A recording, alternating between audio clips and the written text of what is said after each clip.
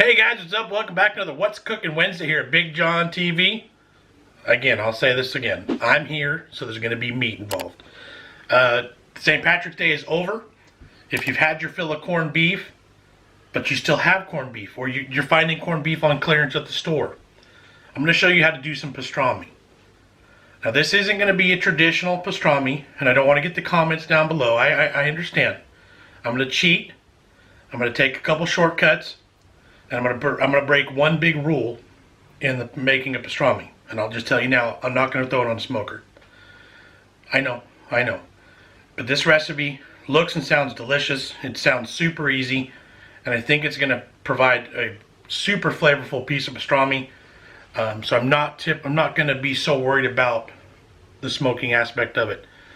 So let me walk you through what we're gonna do. But this is actually the night before. I like to soak the corned beef at least 12 hours, as much as 24 hours, to get out some of that extra salt. You know corned beef is salty, but we're going to pack on so much other spice. I don't want that salt to overpower it. I want to taste all the other herbs and spices that are going to come into play later. So this is the night before. This is the first process. You do need to think about it a little bit timing wise. I have my corned beef here. The camera is going to come down in just a minute, but I'm going to show you the corned beef and I'm going to show you what I'm going to do with it, and we're going to go from there. So let's get cooking.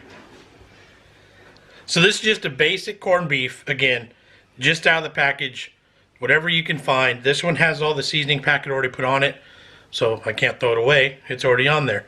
But here's what's going to happen. Just a big enough vessel, filling it with water, cold water, and the corned beef's going to go for a soak.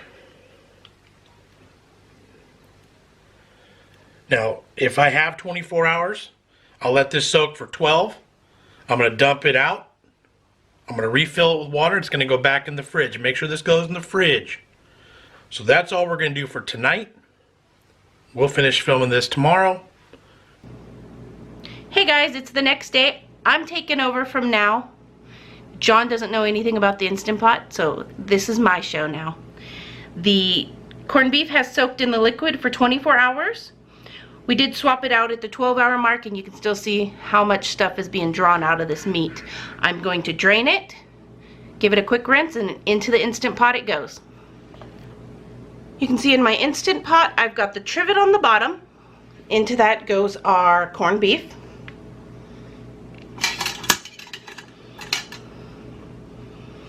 And 4 cups of cold water.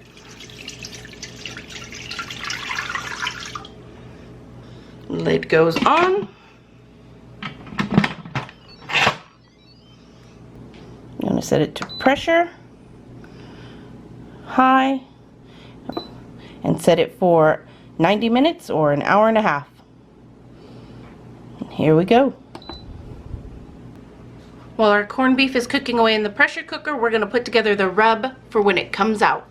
Start with 3 tablespoons of coarsely ground black pepper, 2 tablespoons of coriander, half a tablespoon of kosher salt, 1 tablespoon garlic powder, 1 tablespoon onion powder, 1 tablespoon of dark brown sugar, 2 teaspoons of paprika, and 1/4 teaspoon of allspice. We're going to mix this all together. It gets packed onto the meat when it comes out of the Instant Pot.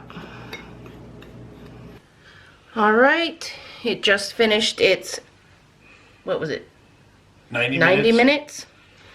We did the natural release, and it is open now. Woo, steamy. So I'm going to hop in real quick.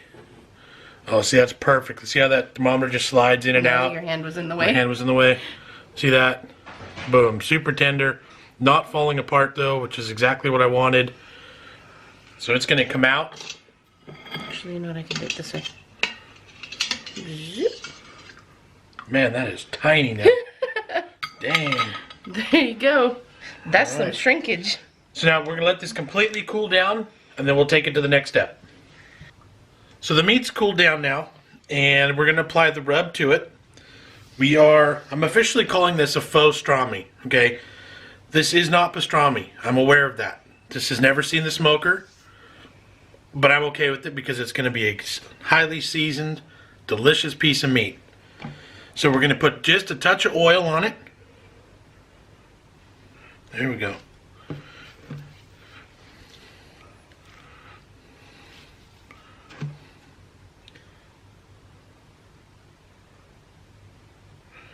Just to help the rub stick.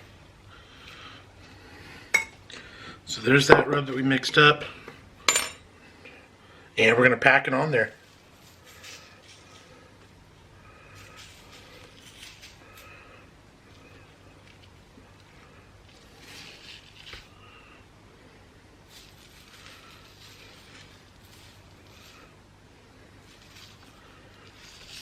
Top, bottom, all the sides.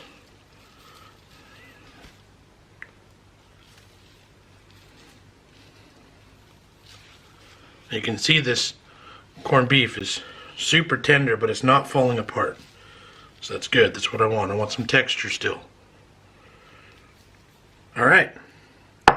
So from here, we're going to wrap it up.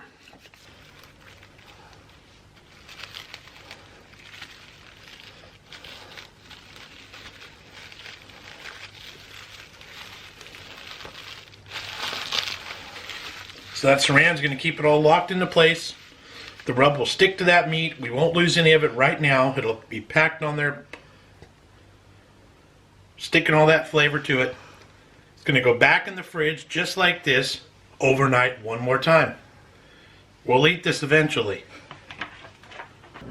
We're officially on to the next step of this faux pastrami process. I'm not calling it pastrami. It's not pastrami because it's not smoked. I'm okay with it, so you need to be okay with it too. Here we are. Let's do it.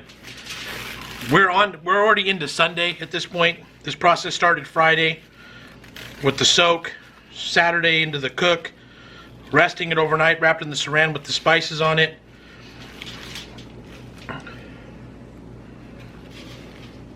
So we lost some seasoning to the saran, but not a ton.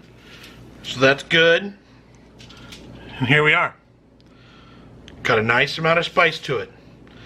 Now this has been sitting out of the fridge for at least a solid hour, so it's not like refrigerator cold.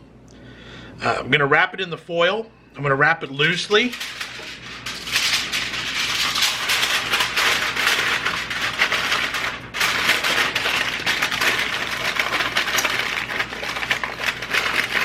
But I want to make sure all the steam gets kept in here. And this is going to go in the oven for 1 hour at 275 degrees. Alright, so let's open it up. It was about an hour, hour and a half at around 250. Probably could have gone a little bit longer, but I think we're going to be alright. Smells amazing.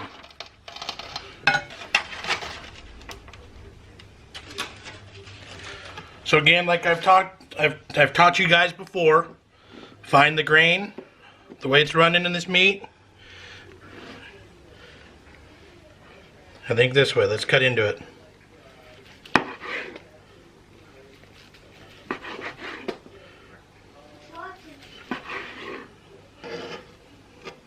This would make a great sandwich.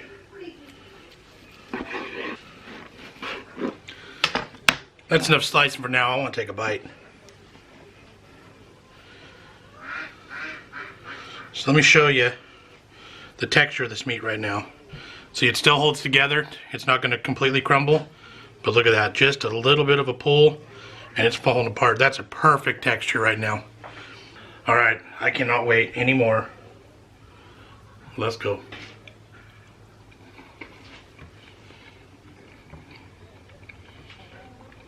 Wham! That pepperiness in there, that coriander. It's got a great spice. It's not offensive. It's not too strong. You know it's spiced. That's really good. That meat is super tender. It really does miss the smoke that a pastrami is supposed to have. But you know, if you didn't have the time, if you didn't have the equipment to do it, this would be a really, really good substitute. And that's all that matters. This is good eating. Faux pastrami. Hope you guys enjoy this recipe. Let me know if you do it. Let me know if you follow it. Let me know if you guys are a fan of pastrami. Is this something you would try? And I think that's it. I'm going to make a big fat sandwich out of that. and I'm gonna let you guys go. Make sure you hit the like button, subscribe if you haven't, and share these videos with your friends. Thanks for the support. Catch you next time. See you.